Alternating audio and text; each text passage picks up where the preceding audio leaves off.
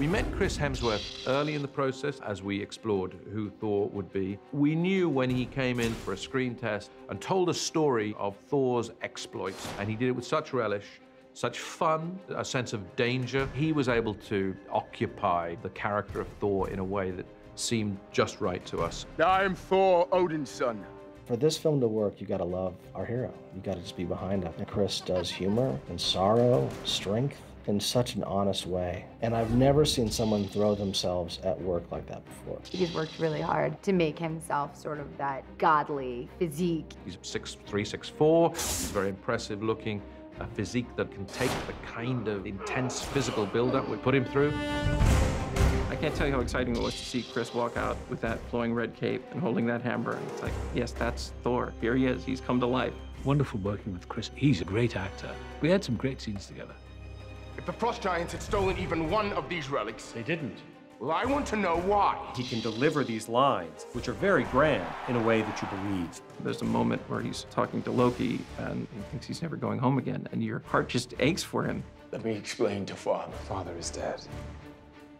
What?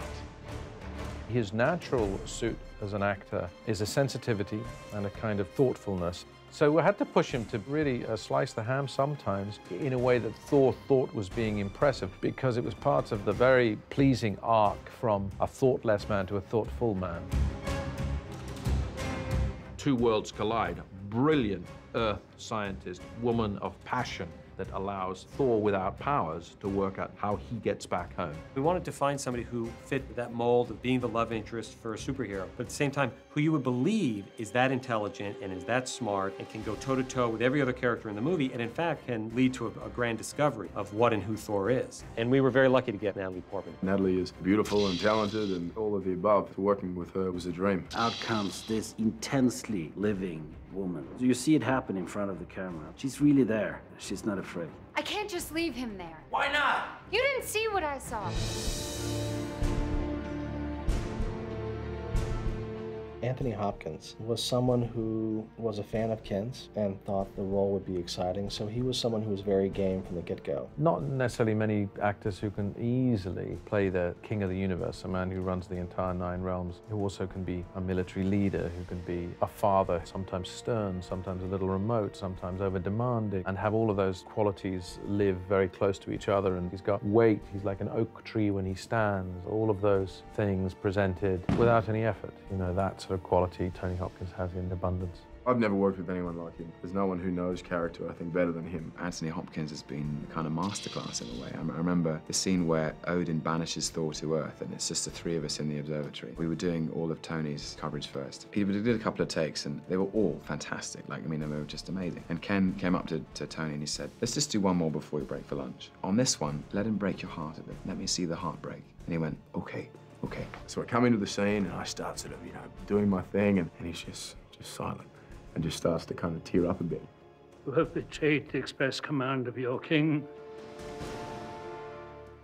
Through your arrogance and stupidity, you have opened these peaceful realms and innocent lives to the horror and desolation of war. Everything I'd said before he started speaking, you realize that, it's tearing his heart out, and he's just struggling saying these words. You're unworthy of your title! You're unworthy of the loved ones you betrayed. And the call cut, and 3 or 4 people were crying, and people just started applauding. And I remember sitting there going, that's amazing, and I'm useless. It's like, drop the hammer, I'm out, Someone like that takes it a little further, and it feels like a moment that illuminates something about the relationships of people. It's just very exciting to watch very talented people do their job really well. If you've had any hand in helping them, it's a big, big, big satisfaction. Cut, brilliant, thank you very much.